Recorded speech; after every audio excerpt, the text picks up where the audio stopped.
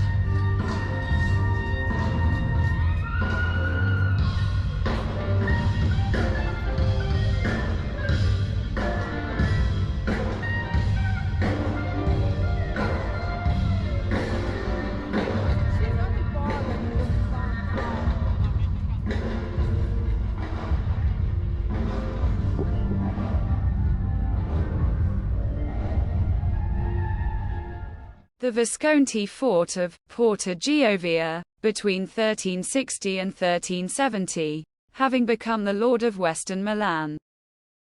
Galeazzo Visconti II built a fort straddling the medieval wall and encasing the postern of Porta Giovia or Zobia.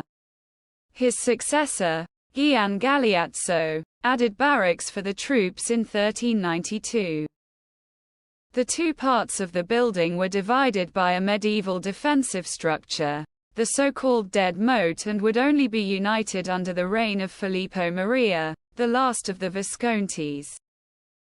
It was in this period that the castle, the largest of those built by the Viscontis, was adopted as the family's official residence. At the time, the square-plan castle was 180 meters in length. Fortified with 4 square towers and delimited by a defensive wall. The uncultivated fields to the northwest were transformed into a large garden known as a Zardinum, or Barcho. The last member of the dynasty spent a solitary existence here, confining himself with his court within his immense abode, where he died leaving no heirs.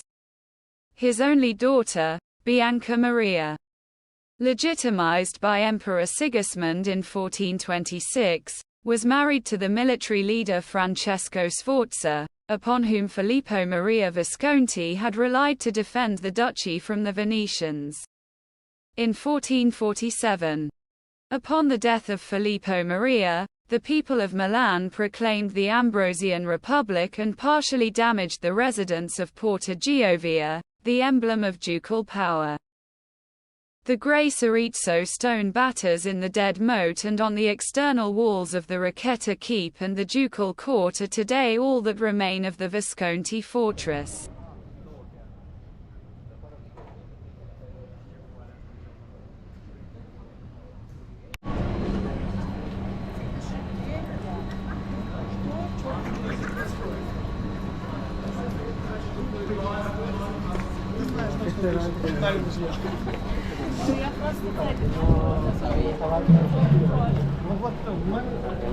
The rise of the Sforza castle. Originally from Romagna, Francesco Sforza was an immensely capable military leader as well as an astute politician. Having previously been hired to defend the city by Filippo Maria Visconti, he successfully laid siege to Milan and was welcomed by the populace as a liberator. On 25 March 1450, Sforza and his wife Bianca Maria Visconti were hailed as the rulers of Milan. Once in power, Francesco Sforza immediately set to work building additions to the Visconti castle.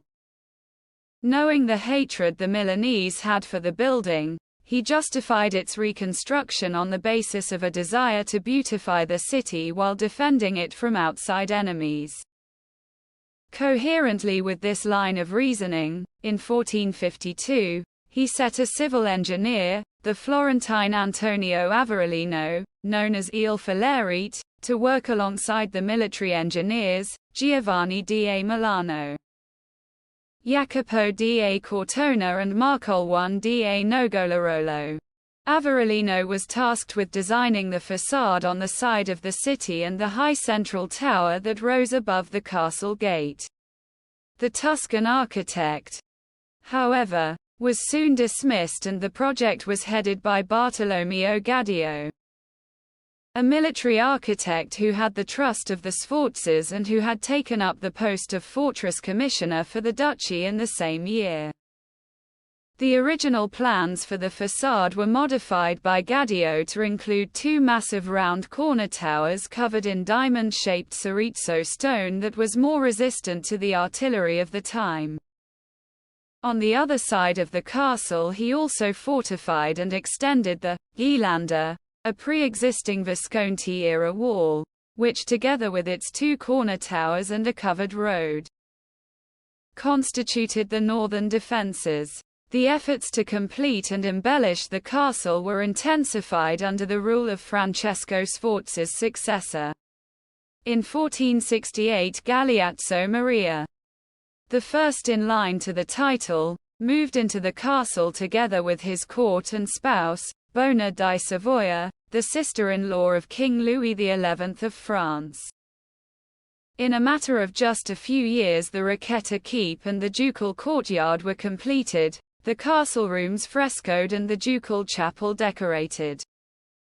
At this time the castle was composed of the buildings that surrounded the capacious courtyard of arms on the side of the city, and the ducal apartments and fortified Ricchetta Keep towards the park.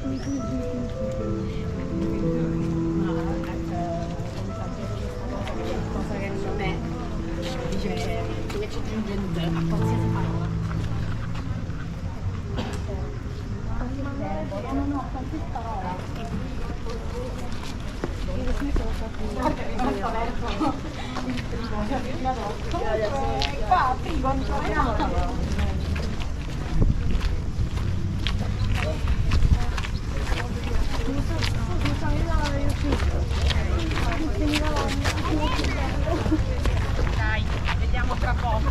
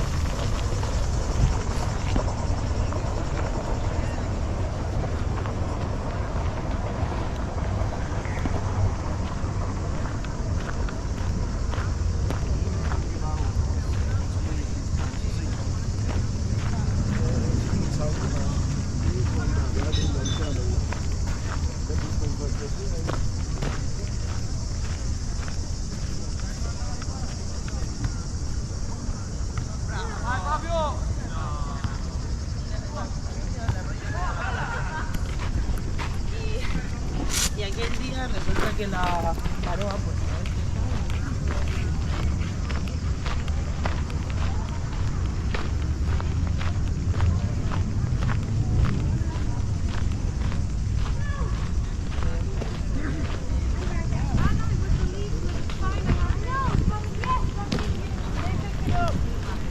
You get it for me.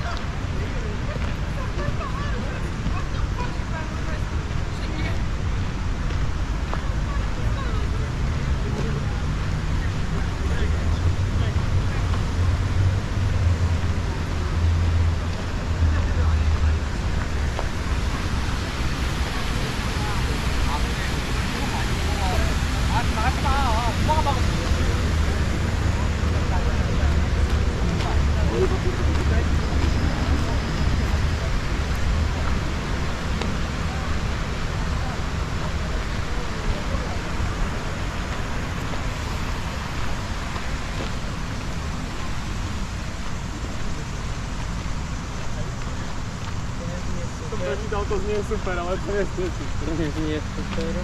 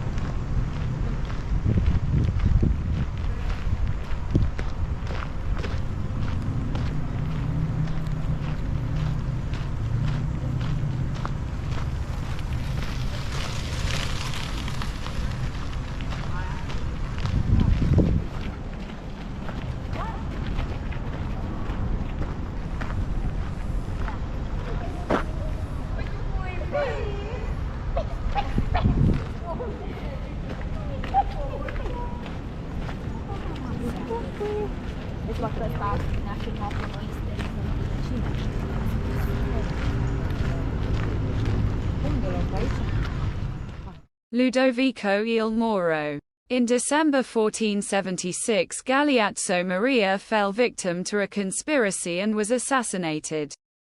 His widow, Bona di Savoia, became regent on behalf of the young Duke, Gian Galeazzo Maria.